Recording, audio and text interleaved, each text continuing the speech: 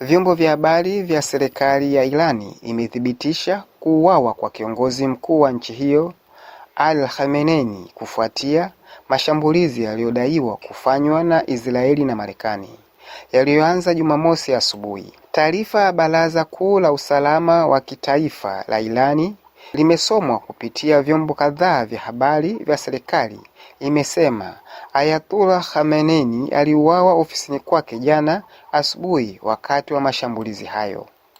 Kwa mujibu wa taarifa hiyo, Irani itaanza siku 40 za maombolezi ya kitaifa kufuatia kifo cha kiongozi huyo.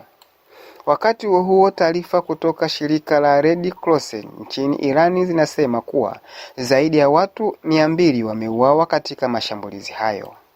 Taarifa nyingine zinasema kuwa rais wa Irani na kiongozi mkuu Ayatollah Ali Khamenei wako salama na wazima. Msemaji wa Wizara ya Mambo ya Nje ya Irani Ismail Baghaei ameiambia BBC News. Msemaji huyo aliongeza kuwa mfumo wa serikali wa Irani unaendelea kufanya kazi kama kawaida. Kauli za Baghaei zinakuja wakati Waziri Mkuu wa Israeli Benjamin Netanyahu akisema kuwa kuna dalili nyingi kwamba kiongozi mkuu wa Irani sasa ameuawa.